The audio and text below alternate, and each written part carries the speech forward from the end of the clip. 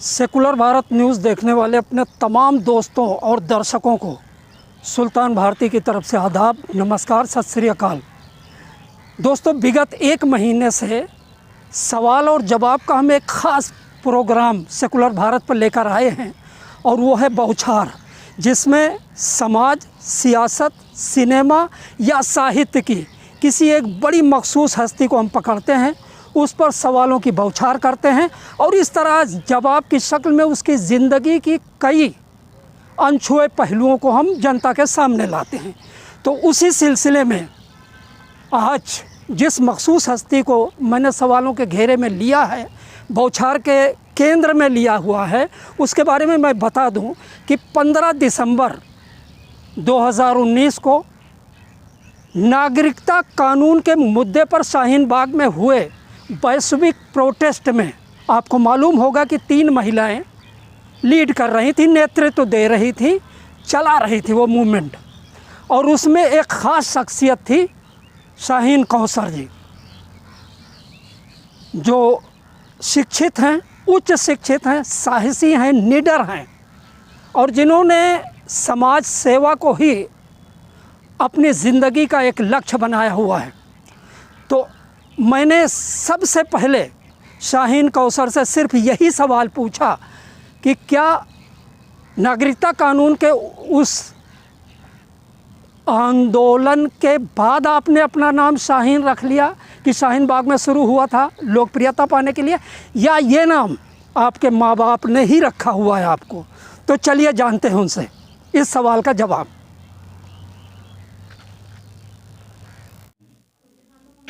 पहले तो मैं आप लोगों का शुक्रिया अदा करना चाहूँगी कि आपने मुझे इस लायक समझा और आप यहाँ आकर मेरे यहाँ आप लोग जो है मेरी ज़बानी को सुनना चाह रहे हैं। बहुत बहुत शुक्रिया।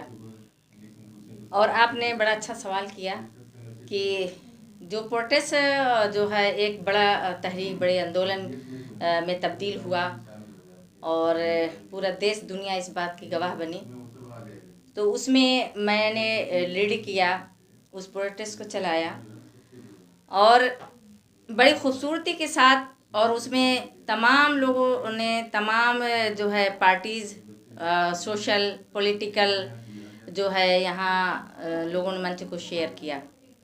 तो मेरा जो नाम है ये मेरे वालिदैन ने मेरा नाम रखा शाहीन कौसर।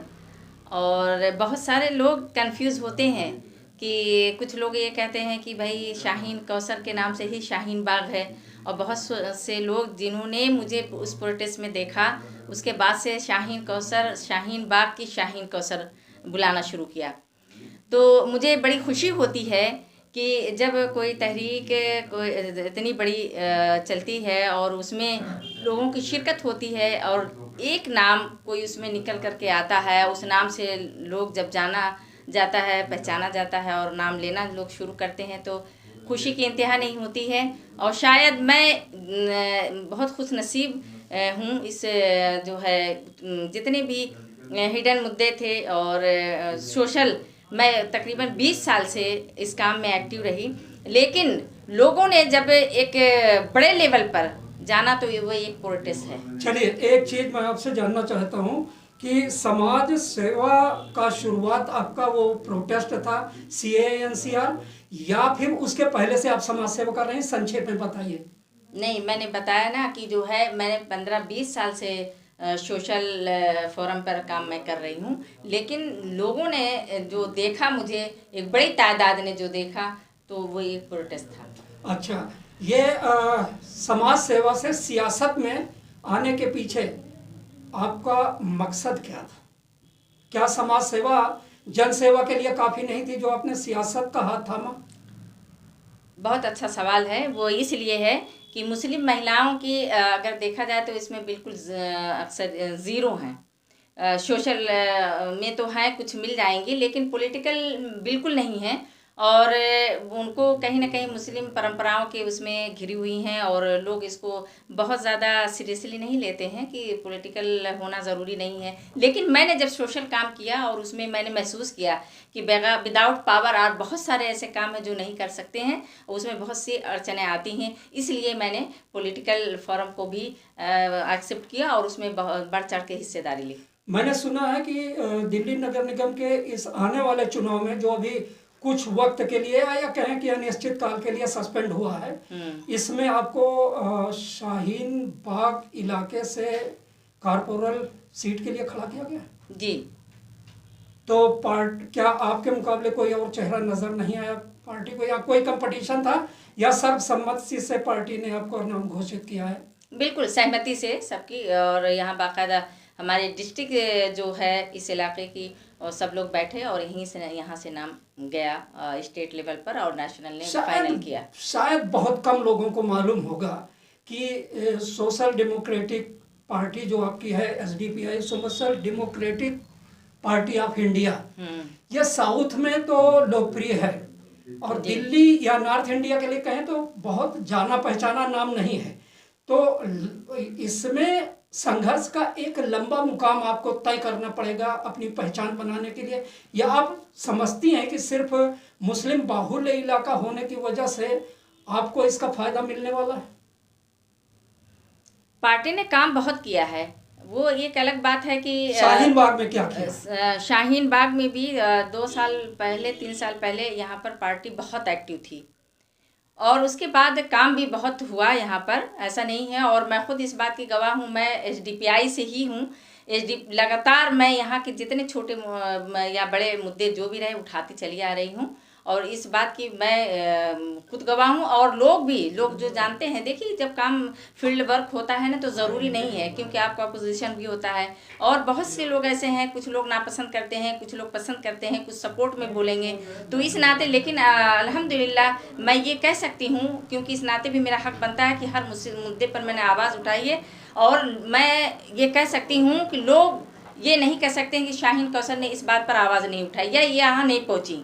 चलिए, तो ये मेरा हक है, यहाँ पर ये मेरा हक बनता है कि काम जो मैंने किया है इस नाते मैं शिरकत मेरी दर्ज हो और मैं यहाँ पर MCD जो इलेक्शन है उसमें मेरा चेहरा जो है लोगों को, चाहे जिस हैसियत से लोग आप देख रहे हैं कि जितनी महिलाएं यहाँ आ रही हैं, मैं कमेंट नहीं कर रही हूँ, लेकिन बावजूद इसके मैं ये हक से कह सकती हूँ कि जो अपने शौहर के बिहाफ पर आ रही हैं और मैं खुद लीड कर रही हूँ, मैंने काम किया है और काम के नाते मैं ये सबसे आज ये आपके चैनल के माध्यम से मैं ये कहना चाह रही हूँ, काम के बिहाफ पर जज करना चाहिए, ना कि जो है इसलिए कि शौहर उसकी लीडर है। ये बात आपने बिल्कुल मार्के की है कि जहाँ तक है कि आपका चेहरा एक जाना पहचाना है, क्योंकि लाखों की तादाद में जो लोग शाहीन बाग प्रोटेस्ट में उस वक्त आ रहे थे तो मंच पर आपका चेहरा दूर से नजर आता था, लीड कर रही थी।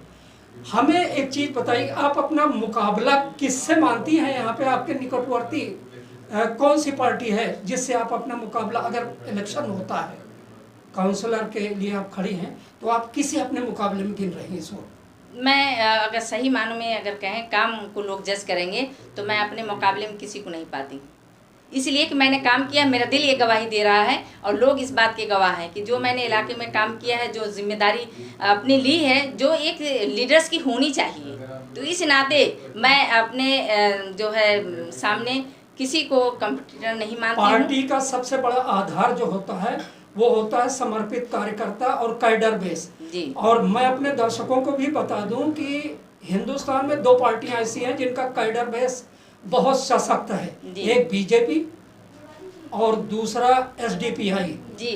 तो आपका क्या कैडर बेस यहाँ मजबूत है? बिल्कुल है, बिल्कुल है। देखिए,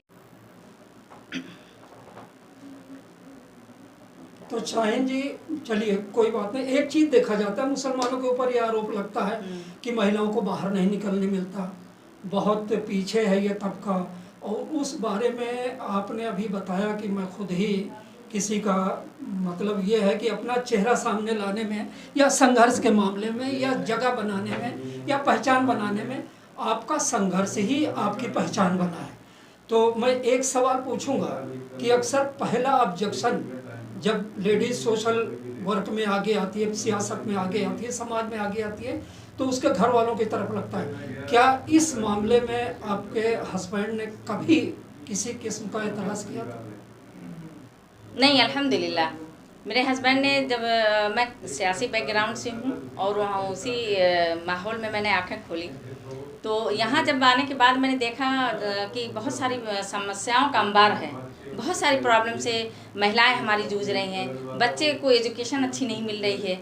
तो इसमें मैंने सर्वे किया, जब विज़िट किया तो बहुत से ऐसे हमें हमारी महिलाएं मिली, बहुत से ऐसे बच्चे मिले जो छोटे छोटे बच्चे थे। उस वक्त मेरे ख्याल में 50 या 60 घर टोटल हुआ करता था यहाँ पर, जब से मैं यहाँ पर हूँ। और फिर उसके बाद जो है पढ़ाई का कोई माहौल यहाँ पर नहीं था, बहुत गंदगी थी। तो उनको मैंने जब विज़िट करना शुरू किया तो और महिलाएं जो है कुछ तलाकशुदा मिली मुझे, कुछ बेवा ऐसी मिली, लेकिन उनको यूज़ किया जा रहा था। तो उनको कई ऐसे केस हैं जो मैंने हाई कोर्ट में लड़ा उनके लिए। एजुकेशन बच्चों के उनको दिलाने के लिए मैंने अपने ही से शुरू किया। मैंने एक स्कूल कायम किया जिसका नाम है न्यू विज़न पब्लिक स्कूल, जिसकी मैं डायरेक्टर हूँ। स्कूल को कायम किया और जो बच्चे ऐसे थे जो मैनेज नहीं कर पा रहे थे, जिनके पेरेंट्स, उनको उठा करके मैं अपने स्कूल में ले आई और जितना मुझसे हो सकता था मैंने उनके लिए किया, और नहीं हो सकता था तो मैंने दूसरों से कराया। उसके बाद अब मैं फिर नर्सरी टू 8 और उसके बाद करस्पॉन्डेंस से 12 तक मैंने कराया। आपके नज़रिए में, आपके नज़र में इस इलाके की सबसे बड़ी समस्या क्या है, जिसे आप अगर पावर में आती हैं और काउंसलर बनती हैं तो हल करने में प्रेफरेंस देंगी? ऐसी कौन सी समस्या आप देखती हैं? सबसे बड़ी समस्या जो है वो आज है सफाई इलाके की, और पानी। हर गली आप देखिए पानी बिल्कुल नहीं है। हमारे बीच से गुजर करके ये इधर बदरपुर और ये खादर में है, लेकिन यहाँ पर शाहीन बाग में नहीं है पानी। लोग रोज़ाना लाखों का पानी यहाँ खरीद कर पीते हैं, और ये जो है एक बहुत बड़ी प्रॉब्लम है। और यहाँ पर सफाई सुथराई, इस्लाम में आधा सफाई आधा ईमान है, लेकिन बावजूद इसके अगर देखा जाए तो देखिए काउंसलर का काम बुनियादी काम होता है, लेकिन जब बुनियादी ही काम ना हो तो बाकी अपर लेवल का काम की तो आप सोच भी नहीं सकते। चलिए, सेकेंड लास्ट सवाल, इसके बाद एक सवाल और है, वो ये है कि जहाँ तक मुझे भी मालूम है शाहीन का मतलब बाज होता है जी, यानी बहुत तेज़ नज़र रखने वाला, और शिकारी उसकी दूसरी खूबी शिकारी होती है। तो क्या इस मुहिम में, सफाई की मुहिम में, शिक्षा के मुहिम में, बेसिक सुविधाओं की मुहिम में आप दोनों ही क्या कहते हैं वो खुसूसियत का इस्तेमाल करेंगे? मान लो कहीं प्रशासन ये समझ के कि लेडीज़ हैं, शायद लोग दरगुजर करते हैं जी, तो कहीं ना कहीं आप कमज़ोरी फील नहीं करती इस चीज़ का, या आप में वाकई शाहीन वाली बात है? आज तक अल्हम्दुलिल्लाह कोई भी ऐसा मामला अगर हुआ है तो मैं थाने में पहुंचकर उसको, अगर केस होता है या कहीं जाने की बात होती है तो मैं सबसे पहले वहाँ अपनी शिरकत दर्ज कराती हूँ और आंखें डालकर डट कर सामना करती हूँ। तो आखिर में मैं ये कहूँगा कि अपने वोटरों के लिए, अपने चाहने वालों के लिए, अपने प्रशंसकों के लिए क्या कहना चाहेंगी, क्या अपील करना चाहेंगी? ये आज मेरे लिए बहुत ही अच्छी पहल है, और मैं आज मुझे मौका भी है, और आज मैं हक़ से ये कहना चाहूँगी सभी जितने शाहीन बाग और इस इलाके के 102 वार्ड से जितने भी हमारे वोटर्स हैं, मैं उनको ये कहना चाहूँगी और मेरी ये गुजारिश है उनसे एक बात के लिए कि आप काम के तय और सलाहियत के एतबार से कैंडिडेट को जज करें, ना कि जो है इलाके और बिरादरी में उनको आकें।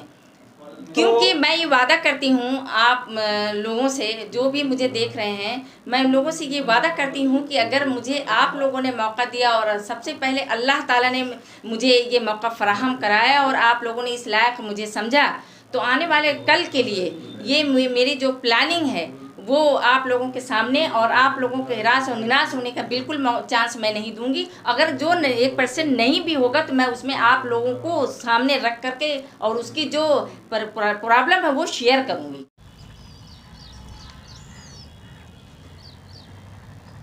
तो देखा आपने सारे सवालों के जवाब बड़ी खूबसूरती से, बड़े खूबसूरत अल्फाजों के साथ और सटीक जवाब दिए। ये थी शाहीन कौसर। इनका संघर्ष, इनकी हिम्मत, इनकी दिलेरी और लोगों के लिए जूझने की प्रवृत्ति के ऊपर मुझे एक शेर याद आता। एक शायर हैं उत्तर प्रदेश के, पूर्वी उत्तर प्रदेश अवध के बड़े मशहूर शायर हुए थे लेकिन गुमनाम से रहे, M.K. राही। उनका एक शेर लगता है कि ठीक शाहीन कौसर के ऊपर ही लिखा गया था और वो है कि कोई तन्हा मुसाफिर कारवां बन जाता है जिस दिन, कोई तन्हा मुसाफिर कारवां बन जाता है जिस दिन, उसी दिन मुश्किलों के हौसले भी टूट जाते हैं। आज के लिए बस इतना ही। बौछार के अगले न्यूज़ एडिशन में एक नई शख्सियत, नए सवालों के साथ फिर आपके रूबरू होंगे। तब तक के लिए अपने दोस्त सुल्तान भारती को इजाज़त दीजिए। अल्लाह हाफिज़। जय